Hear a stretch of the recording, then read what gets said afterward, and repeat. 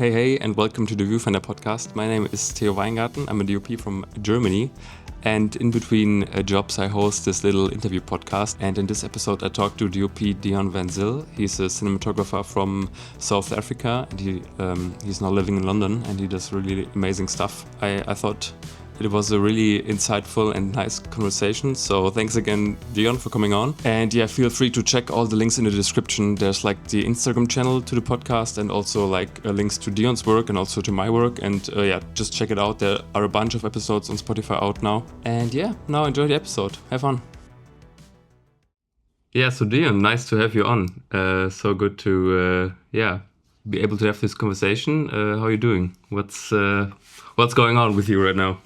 I'm good. Thank you for having me. Enjoying. I guess I would not be a Londoner if I didn't mention the weather in the first 10 seconds of that question. We're having lovely weather, and I've been away for a while, so it's nice to be home a bit and get to enjoy this. Nice. Was just down in South Africa, which is where I'm from, shooting 2 commercials and spending some time with family. So doing a bit of prep now, have a shoot next week, and then I actually go back down to Cape Town for another campaign. Just moving through the motions of navigating being a commercial DP, I guess. Nice. Yeah. Tell us a bit about yourself and your work. Like, what do you do, and like what interests you? Maybe you can like do the whole thing. Like, tell us maybe how you came into it, and what you're about in your work. Cool. Yeah, I think I like the way you've worded that.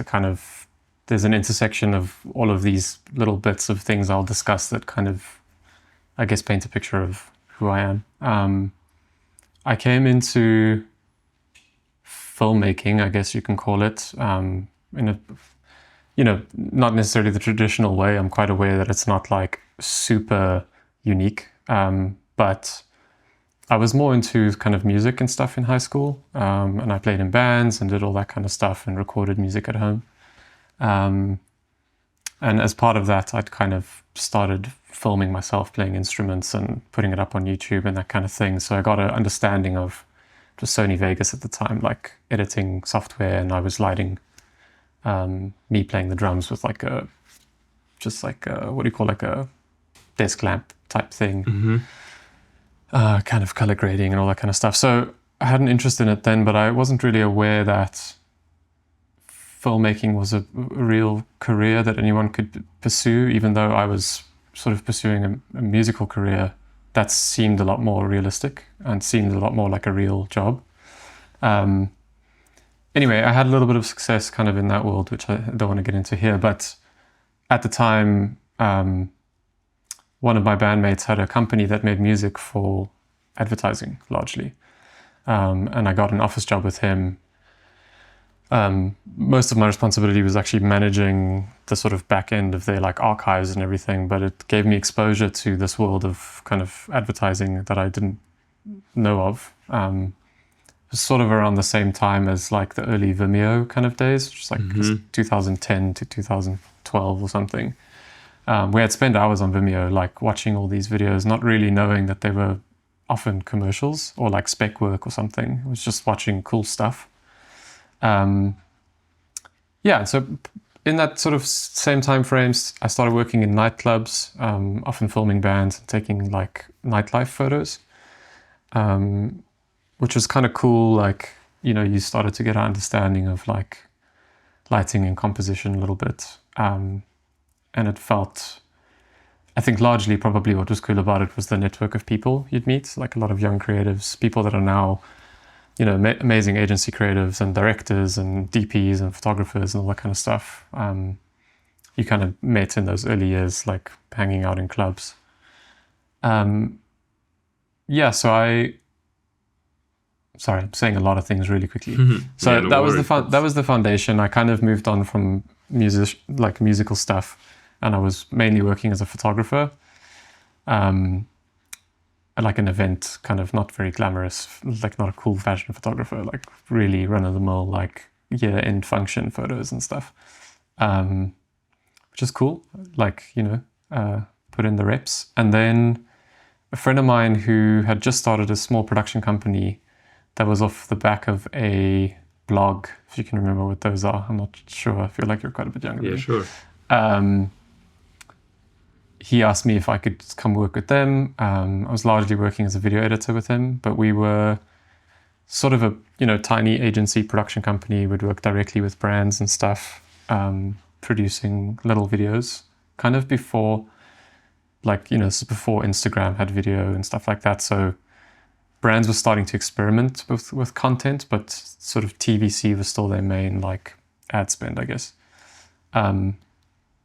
I wasn't with that company for very long, and I kind of went freelance, realizing that I wanted to shoot more than edit, but I was still predominantly making a living editing and grading.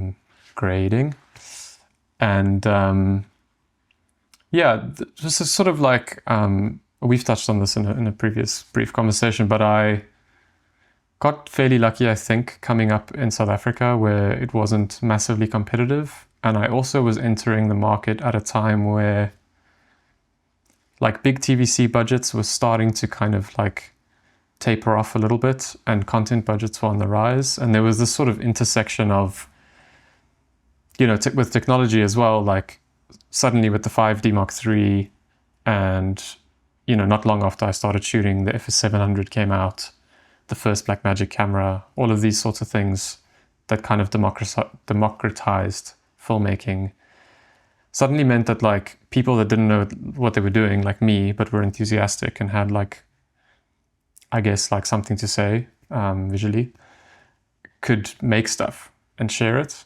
And sort of older directors and producers and stuff were seeing a lot of this stuff.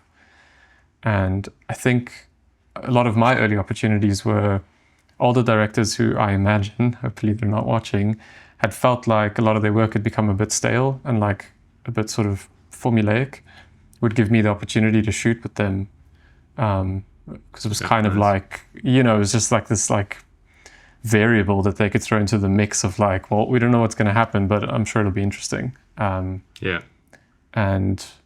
great film school for me, that was learning how to light on the job and shooting everything handheld and just super indie kind of feeling stuff, but great commercial opportunities.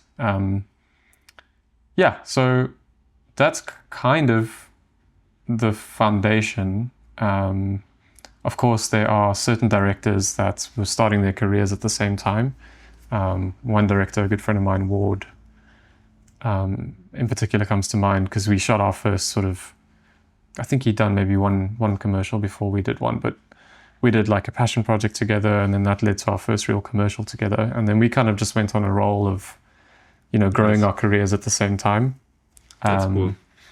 And there were little bits of music video things and stuff in the mix there as well, which kind of I guess solidified, you spend a lot of time waiting for permission to be a DP, and you expect someone to be okay, you're a DP now. But that never happens. I think for all of us, it took me, in some ways, probably quite quick, but mentally it took me a while to feel like what I was doing was sort of real cinematography. Anyways, I've gone off topic a little bit, but this is a nice place to be in, to find someone that you can grow with, because I think this is hard to find someone like that you're in sync with, and also on the same level and on the same expectation of what to do. And sounds really nice that you found someone that you could launch your career with, basically, in a way. Yeah, I'm super grateful for that, because I'm also quite aware, as a DP it takes you a lot longer, because you're a sort of technical crew member. The amount of experience required to kind of climb the tiers is different to a director. A director is not really an execution person necessarily. They just need to be, whatever your kind of boxes are to tick for a good director. So it often happens that you start your career with a director, but they're able to kind of jump to a level that you can't follow them quite quickly. Because, with commercial work, even with narrative, it's ultimately not always the director's choice on who they want to work with. So what often happens is you start your career with someone, you do one or two things that get a lot of attention, and then that director kind of gets blown into the stratosphere, and you're just left to in your same place, Yeah. And so I really appreciate, I don't know what happened behind the scenes with a lot of the directors I was working with in my early career, for them to have me with them.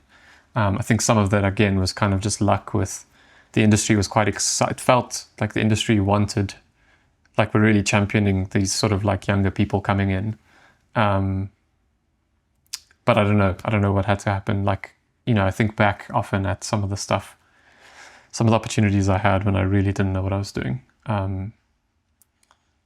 And yeah, I'm just grateful that I had those opportunities. Yeah, so cool. Yeah. Yeah, sounds really nice. And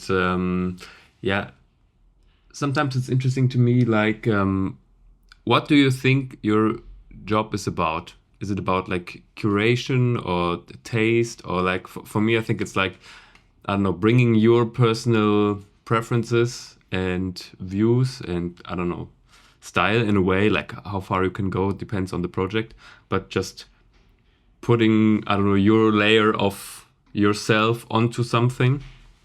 How do you look at the work, or what do you find interesting, or how do you get your type of doing things on projects? Yeah, so I think a big part of my job is being able to understand why I'm there, because I think that's variable depending on the project, the director, the client.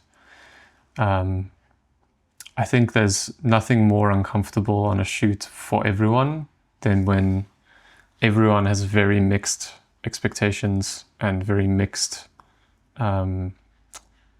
priorities, all these kinds of things. So I think, and I like, a lot of what I'm about to say is also things I appreciate in collaborators, but I think there's a certain level of, my fingerprint on things that's appropriate depending on the project. And I'm quite aware that certain times on certain projects, my role is way more political. There's certain brands that I work for quite often and stuff where, even though they appreciate my sort of ultimate creative vision, I also appreciate that that's not really why they hire me again. They hire me because I'm able to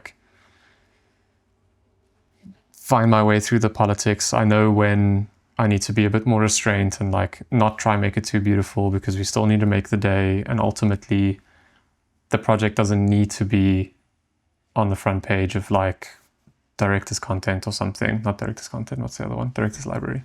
Director's content's the meme page. Definitely doesn't need to be on director's content.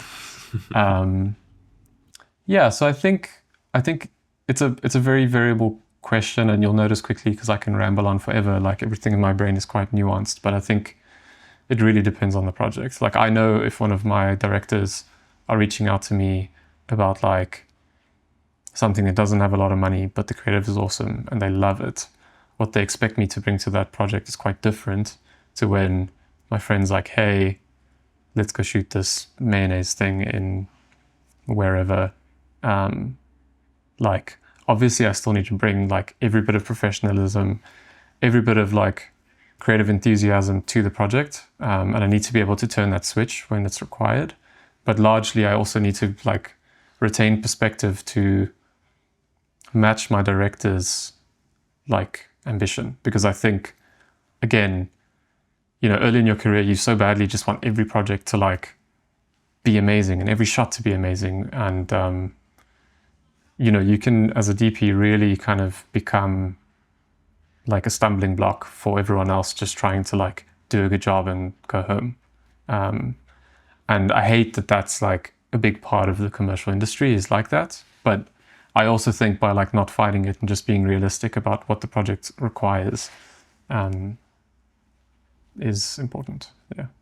Yeah, I think you have to like choose your battles, where there's like time and space to double down and say, okay, let's, I don't know, give us 10 more minutes and we make it like really nice. And sometimes also letting go is important, because I've also heard like stories from other like DPs on set that were like a pain in the ass to work with, because they were too much focused on themselves and on their part of things, but they're like 20 more people on set doing their things. So yeah, it's like I think it's a fine line, but in the end, I think all of the other stuff is more important probably when you're there on the day. That's nothing to do with like also the getting the job part is probably the most hard thing about the job in general. Yeah.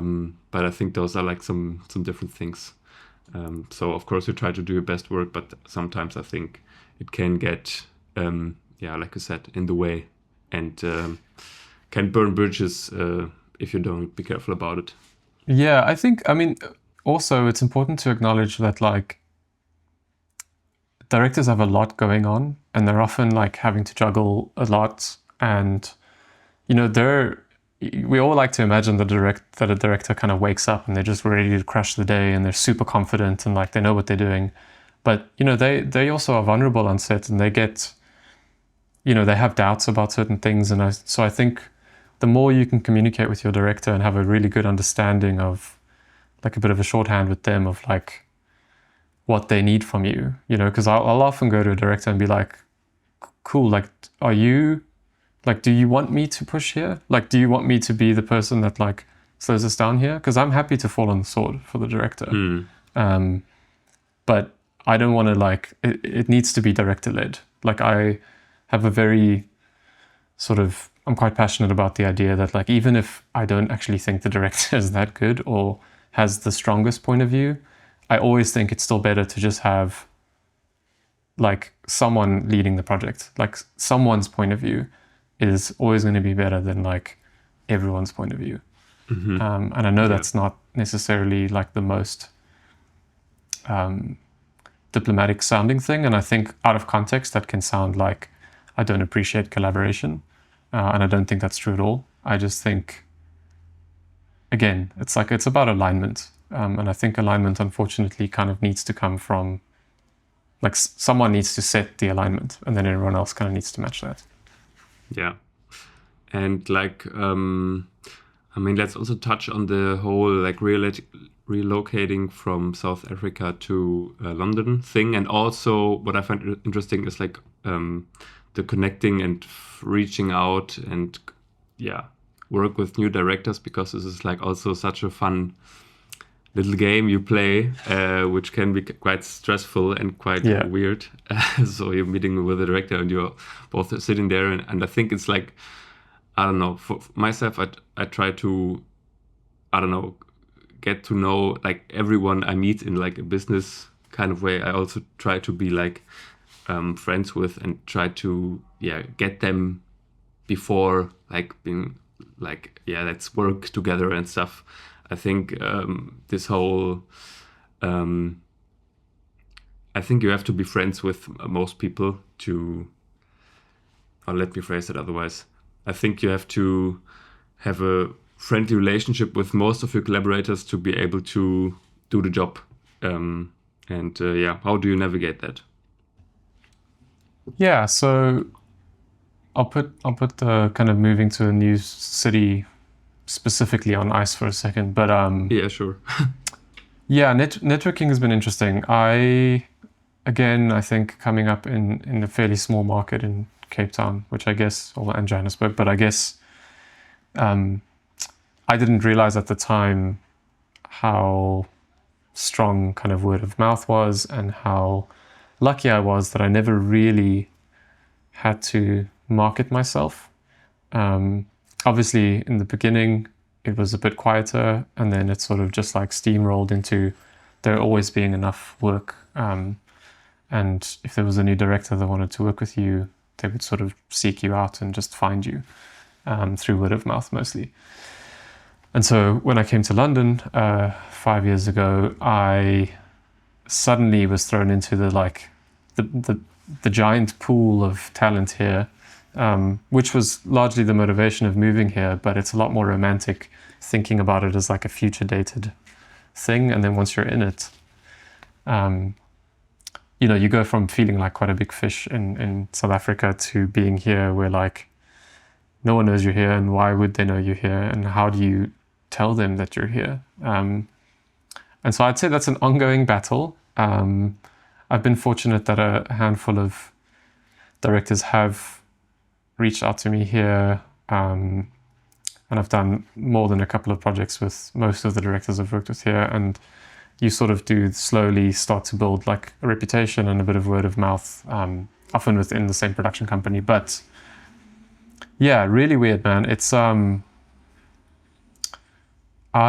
am not shy, but I'm certainly quite like self-conscious. And so I think for me, for the first like 2-3 years of being here, like I didn't send like a single DM to meet up with anyone or emails or anything.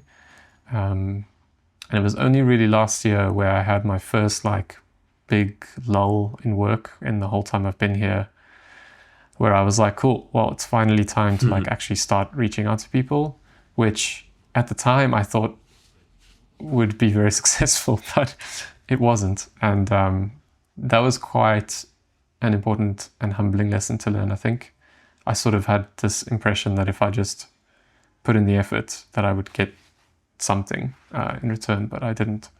And yeah, I think that's for sure, I think the most exhausting part of, especially working in short form. I think as much as it's cool when it's like back to back and like you're getting a lot of work, as soon as there's a hole in your calendar, it's very difficult to do anything to like make work happen.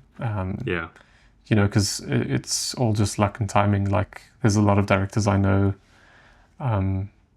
treat me as their sort of first choice, or at worst like second choice. And all it takes is for 3 or 4 or 5 of those directors to have a quiet patch at the same time, and suddenly you're also without work for 6 weeks or something. So yeah, networking is tricky. I didn't really learn. I've always been quite on top of my online presentation, I think. So like Instagram, my website, all of that stuff, which I think is largely responsible for quite a lot of success in my early career, because that was not something that South Africans really, like I remember coming up, like DPs didn't have real websites, and if they did, they were super outdated. And Cape Town being like a service market, a lot of these international directors were getting presented DOPs, and just by nature of me having like a decent website, I think I got a lot of that work compared to other people that had way more experience, probably way more cause to get those jobs. But yeah, I don't really know. I know you're not asking for answers, but I definitely don't know the silver bullet way to kind of network and get work here. It's something I'm still actively battling with. I don't think there's like a right way. I think probably like a thing that is true, that from work most of the times there also comes more work, and from no work there most of the times does not come more work. So I think this is like one of the different things. It's like how we make it happen. So I feel like for me, like my personal calculation is like it's like 50-50. 50% you can control through, I don't know, connecting and making cool stuff and try things out, but the other 50% you can't control, or you can call it luck or whatever. I think you can make your luck, and I think it's important to be in a position where you're able to, when like the possibility comes, to then deliver and be there. Yeah. And I think this is also that I heard like a lot of, especially like young directors or people that I work with who haven't really come up. It's like really difficult to get your foot in the door in the industry right now, especially like here, and also for younger people. So yeah, I don't think there's a right way. I think you have to, I don't know, try your best, and if it doesn't work out, or the success doesn't come as easily as you thought, I think this is something you can stress about, but I think you shouldn't be too hard on yourself, because like I said, you can't control most of it. Yeah, I mean, one thing I will say that is definitely kind of proven itself multiple times for me is,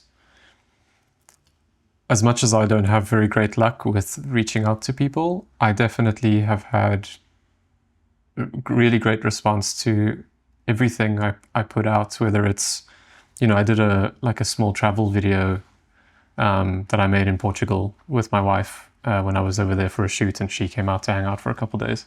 And that was just like a little piece of content I made and put on YouTube, and that led to a couple of jobs. Oh, really? And similarly, I have hobbies that I like to film, and typically when I put those clips out, which is stuff I would be doing anyway, it gets attention, and often that leads to other work. So I think I think for me, my strategy has become a lot less focused on, even though I think as a creative collaborator, the relationship I have with the people I work with is probably my sort of most important kind of dynamic. I have found that to try and meet up with coffee is not a very good strategy for me in London, especially. Whereas even when I just take random throwaway clips that I have and share them on Instagram, or put little things on YouTube, that seems to get a lot more attention, the right kind of attention as well. So I think, I'm not saying everyone should be a YouTuber, but I do think that,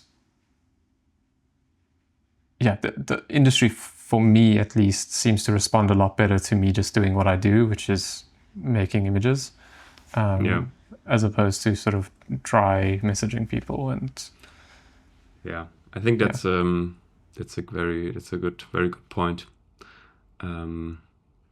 Because I don't know, I think let's also touch on this whole YouTube thing. But I think in the end, as I don't know, frustrating as it is maybe, in the end it's so much has to do with staying on top of mind and being oh yeah, there he is, wow, he made something really cool with really little. And I think, I don't know, YouTube or just posting stuff or just doing stuff is way more powerful than to, I don't know, make one real cool project in a year and maybe then post, I don't know, 3 things with that. Then always trying to make something and try to not let yourself stress too much about the quality. Oh, this has now to be better than the other thing. And this is also something you said in the our talk before, that you also like to pass knowledge, which is also how I found you actually was, I think I might have followed you before, but it was through this YouTube video you did about your OnePlus commercial, which I found really nice because it was such a nice piece, and it was over the average of the, I don't know, YouTube cinematography breakdown. I don't know, you basically lit the moon with mole beams and stuff, and this was stuff that I have not seen on there before. So maybe talk a little bit about that, I don't know, sharing knowledge and you also using that format. Yeah, the YouTube space is interesting for me because which I kind of touched on, I've been an avid, what would I say, YouTube consumer, since high school. I was making YouTube videos as a kid, basically. And then when I started doing it professionally, I stopped sharing and I just started consuming. And when I was starting to shoot, there was not a lot of information at all on the internet about any of this stuff. And so I kind of had to just figure it out. And of course you were still Googling things, and every now and then you could find a forum post by David Mullen or something. But it was only really in the later parts of my career where suddenly there's this massive, more educational content in our cinematography niche than you could possibly consume. But a lot of it was very surface level, and I don't know, like at the time, if my motivation before I made my first video was to kind of like prove that I was a cut above a lot of what was out there or something. So I battled with that kind of like my wanting to make something. Like I really wanted to interrogate my motivation to do it before doing it.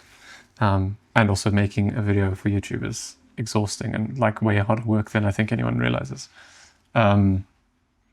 But yeah, anyways, eventually I did make a video and I felt like a bit silly sharing it, and I felt like it might damage my career. I had lots of conversations with director friends before sharing it, asking them if they thought this would like, I think growing up following bands and like all this stuff, there's this like mystery around a lot of the bands I loved as a kid, and like, you'd spend hours on Google trying to find like their birthday or something stupid. And there's always this like mystique and allure around a lot of like filmmakers. And I've always kind of liked the idea that someone might look at my work and feel the same way.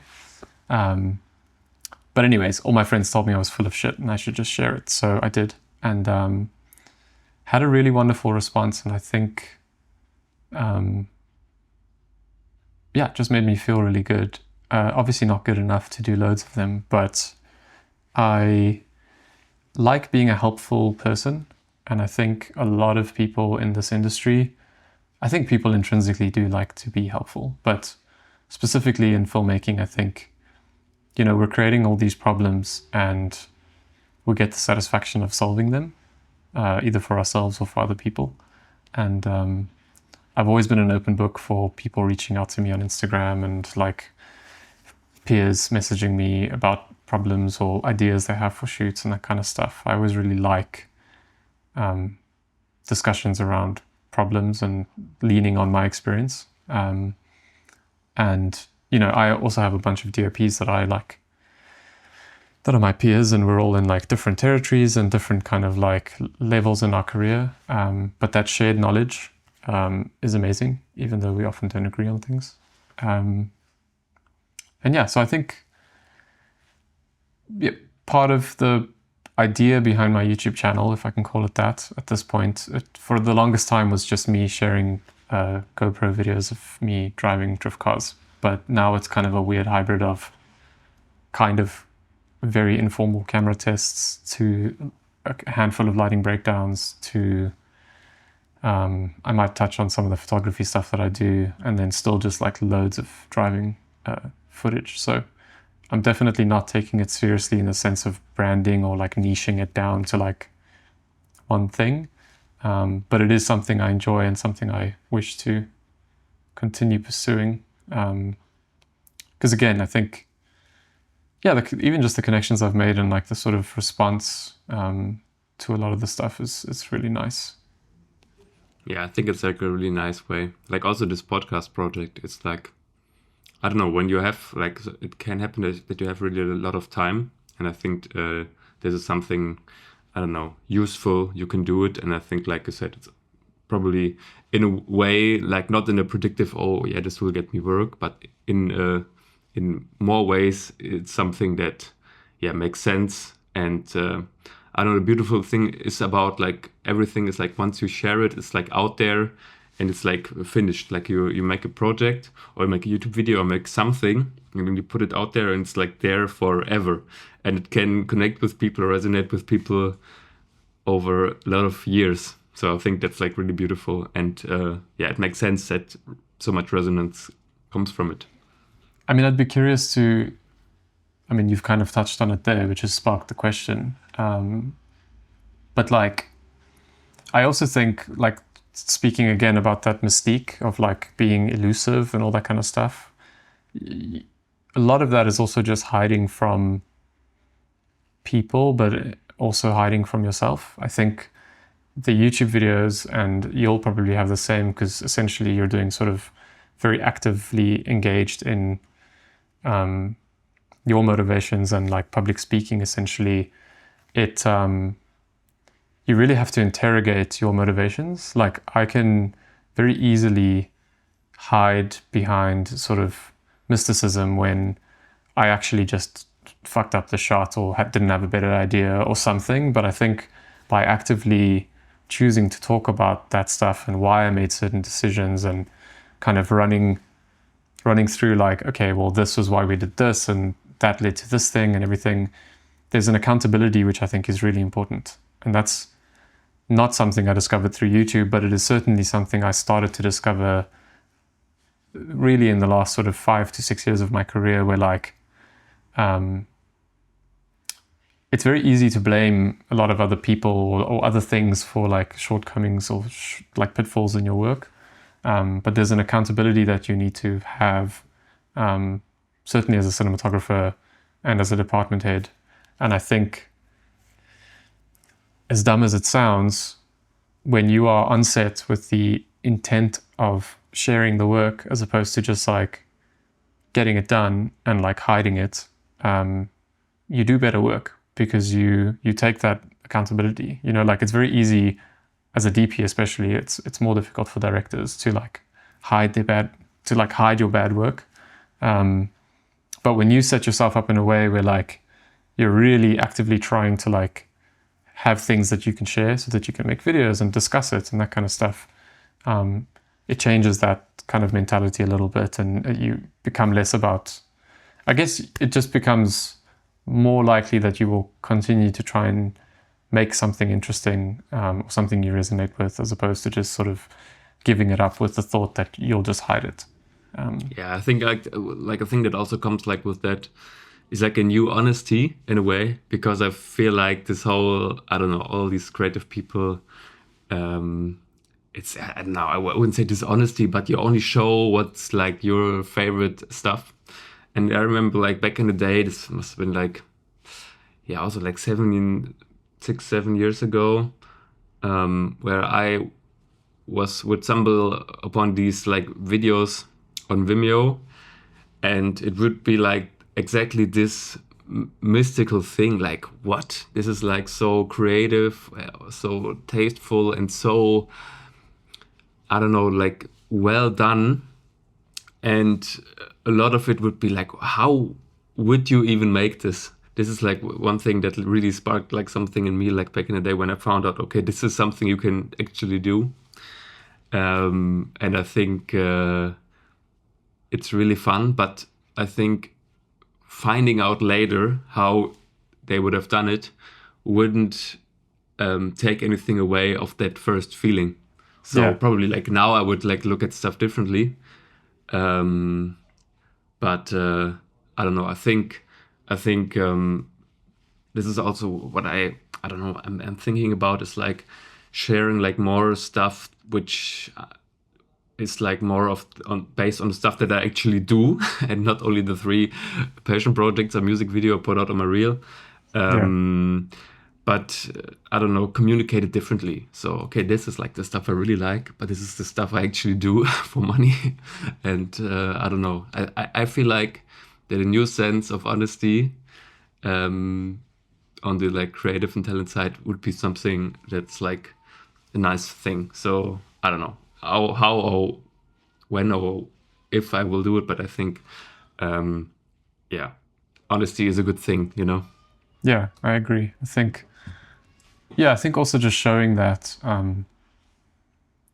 again, you know, I think when you start to do this, especially if you start young, you think that there's an expectation that you are the person on set that should have all the answers, and like just know how to do everything. And that definitely hurt my career early on, because I wouldn't ever ask a gaffer or a grip, how would you do this? You know, like I just thought I had to be the one that says like, we're using this light, we're putting it here, and then we're using you know, like it was very prescriptive.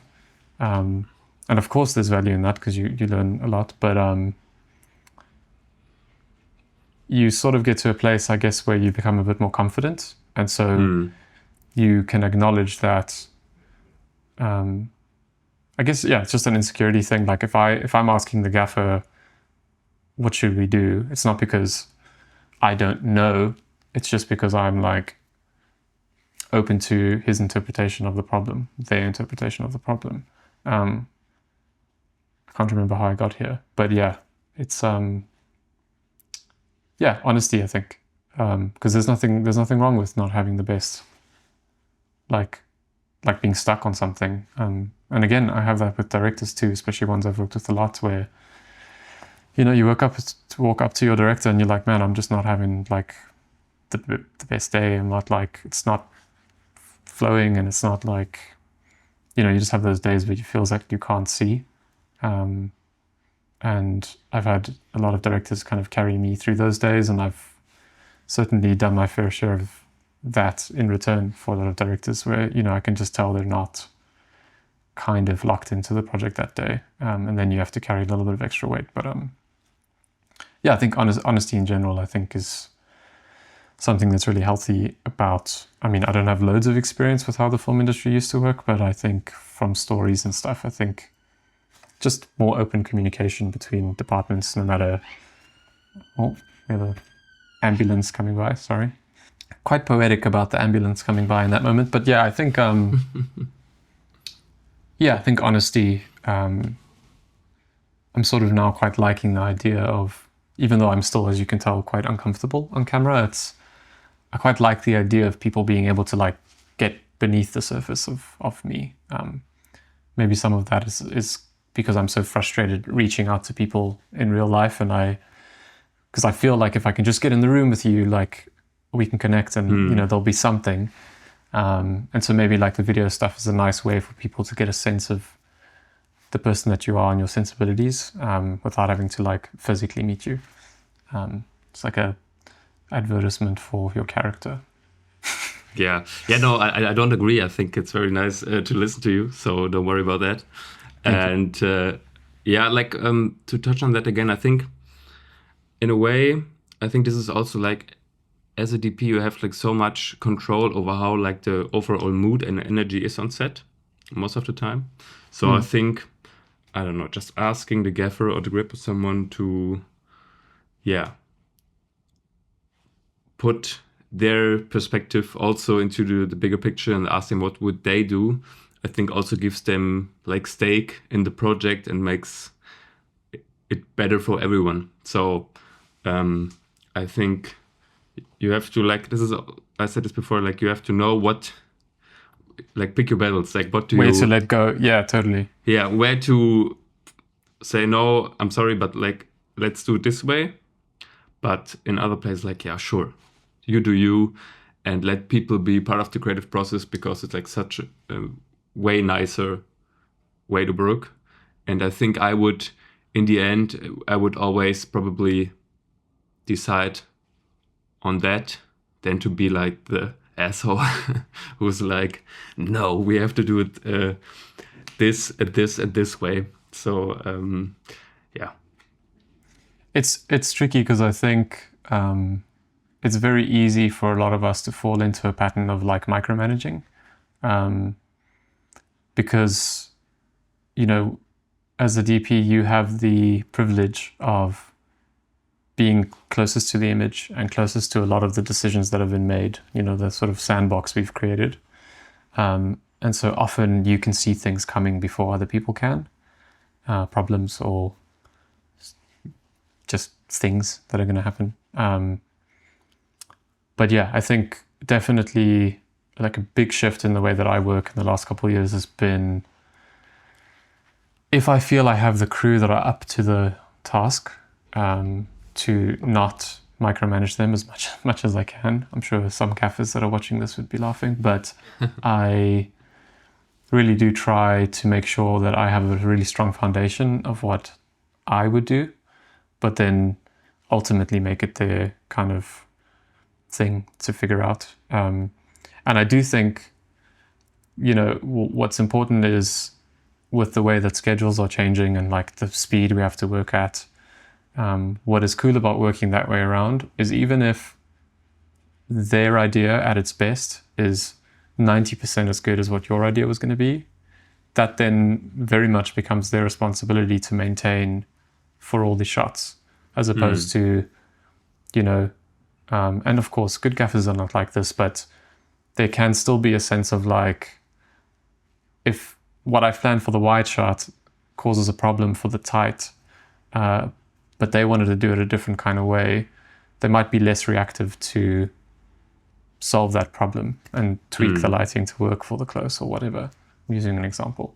Whereas if that's their idea and they've set the look, of course, you still set the look in terms of the final kind of levels and ratios and all that kind of nerdy shit, but it's becomes their baby to like maintain the world that they've built.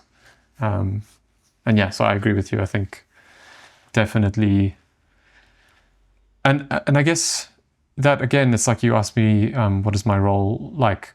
It's also my role to lean into my experience to know which types of heads of department I can expect that from and which I can't. Like I definitely, I've worked in countries with crew who are wonderful, but definitely do their best work when you just tell them what to do.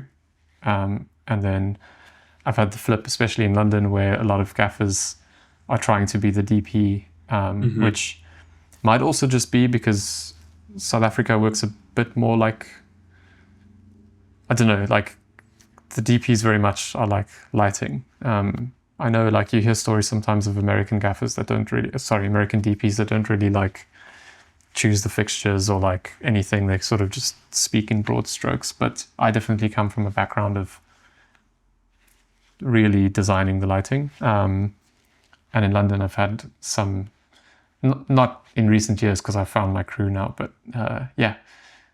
you can run into like a closeted DP gaffering for you, trying to like really put their fingerprint on something when that's not entirely appropriate. But yeah, anyways, I've gone off on a ramble again. And yeah, let's talk about one other thing, like a quite different topic. So I don't know, like in the last, I don't know, years, probably the industry also has like changed. And I don't know, at least here I feel, but I feel probably everywhere. There's like more expected with like less budget and stuff. And like how I would be interested in like how you manage it, because I don't know, you've done work at a really high level, and are you like struggling with like doing like really small jobs? Would you be like, I don't know, maybe I'm not the one doing this, or this is not for me? And yeah, how hard do you find it like to size down or to, I don't know, be flexible around things in the industry that are changing? Is there some things that, I don't know, you've learned or were helpful to you, or how do you navigate this whole process of like changing industries? I definitely feel quite lucky that I came up the way that I did, because I very much was shooting things by myself and like with really small teams for quite a long time. And even in the last 6 or 7 years, I've often jumped between like quite high level stuff, I guess, and much smaller projects. And in fact, a lot of my favorite work is really small teams with like super stripped back gear and that kind of stuff. And so I feel like I can move quite fluidly between those worlds. Again, to circle back, I think where that becomes complicated is when the expectations are not in line with the scale of the project. So like, I'm happy to work with like without a grip and like with one camera assistant and like maybe one lighting person or whatever, like whatever the project requires from a creative execution standpoint. But where I do get frustrated is when you're still expected to deliver the same level of other kind of nice to haves and amenities like VT and like a million different takes when we only have, or performance variations when we only have 10 minutes per shot and all these kinds of things. So I don't find from a creative and from a technical standpoint that I find working in either of those spaces difficult for myself. What can be a little bit challenging is I've found that, and I now have strategies to try and get to the bottom of, I don't know how it is for everyone, but like I know my American friends tend to have a better idea of like the budget of the overall commercial when they get it. But in Europe and England and South Africa and the Middle East as well, like it's not as transparent. So you have to always kind of like try and figure out as quickly as possible, like how much money they have. So you know what the expectation is. Yeah. Because I do find that, you'll do like a string of kind of low budget jobs where the priority is to like save money. And so you'll make equipment choices and decisions with that in mind. And then you can often run into the mistake of being on like a really high level thing, and maybe not using all the resource that's there, which of course, if you're a producer, sounds awesome because you saved a bunch of money. But in reality, what that means is you didn't reach necessarily the like full potential of what was available to you in that project. So that becomes a bit tricky to like rewire your brain from like, oh, we can't have a slider on this job. And then the next job, you're like, shit, why didn't we have like 3 cherry pickers or, a techno crane, something. So that can be, it's almost more difficult for me to scale the other direction when I've been doing a lot of smaller stuff to go back to the big things. And so I actively make sure that I don't make those mistakes now. And a big way that I do that, for those curious, very soon after seeing the creative treatment and getting on a job, I'll send like an equipment wish list, like right out the gate. And I normally go kind of nuts with that first list. And that'll give me a really good read really quickly on like what kind of party we're having. Things like, big ticket items like techno cranes, like scissor lifts, Manitous, like generally like think things that need big trucks, multiple people, is a very quick way to understand what the expectation is of the project. And then, it's your job quite early on to raise the red flag and be like, cool, this director's asking for a hard moving sun in every single shot, but all the locations you've sent us are on the 6th floor or something. So, then you can start having the conversations about managing that expectation. Either we shoot in these locations and we don't do that lighting idea, or we have to shoot into the room and not see the windows, these kinds of things. Like, again, just finding that alignment is really important, and I try to do that as early as possible. Nice. Yeah, that's helpful. Yeah, sometimes I don't know, it's like such a tedious conversation. I always ask like, I don't know, I'm not doing like super big jobs, but like, okay, I try to be really upfront, like what's the budget? Or if people ask me what my day rate is, I'm like, yeah, it depends, man. It depends on what you have. And I try to flip it around if possible. But yeah, I think that's an interesting way to do it. Yeah, I think the rate thing is like, do you have an agent? No. Yeah, so I didn't have an agent for a lot of my career as well, but I think it's not a very great way, like what they're willing to spend on you isn't a very good gauge of like what's available. It's often a very good gauge of like the character of the production company. But I wouldn't use like the money that's offered as like a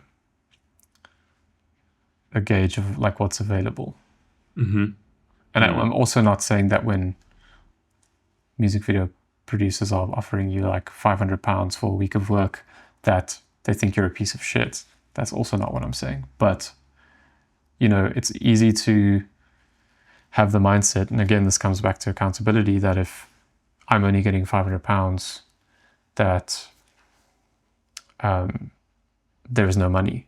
And so everyone expects this to look bad, where often that's not the case. It's just, everyone is making a concerted effort to put as much of the resource that is available on the screen. So, just taking accountability of that. Like once you've agreed to do something for a certain rate, that doesn't really matter what the rate is at that point. Yeah. They should get 100% of you always. Yeah, that's true. And yeah, maybe to wrap up, like what are the things you are looking forward to do more of, or like planning to do, or trying out? I don't know what's your perspective like on the next year or the next few years or a few weeks or months, like in the future in general, like yeah, what would interest you to do more of or do less of, or yeah, let us know. So on a very selfish level, I would love to work in London more, or even the UK in general. I'm quite aware that I don't travel quite as much as some DPs. I do end up spending 150 to 200 days a year abroad shooting, which is cool because you get to feel like a little rock star. But yeah, it takes, your sort of life at home takes a bit of strain and your routine and everything like that. So yeah, I'd love to kind of work where I live a bit more. In terms of the type of project, I find I'm not hugely specific on the types of brands or even like, whether it's cars or like shoes or banks or whatever. For me, it's always more a case of like, if I can feel like there's a shared emotional sensibility with the director, or like if there's something, and sometimes you have to try quite hard, but if there's something in the project that I can convince myself is important and something I resonate with, and something I can like get some like emotional expression from, or give emotional expression to, that really interests me. For the moment, still really happy working in short form. That being said, a large reason of why I moved to London was to get into long form, which at this point hasn't really been fruitful. But there's a couple of projects I'm involved with, or have been involved with for a while now, which hopefully will shoot kind of in the next couple months or years. So yeah, man, I guess like everyone, it's a bit of an elephant in the room at this point of like,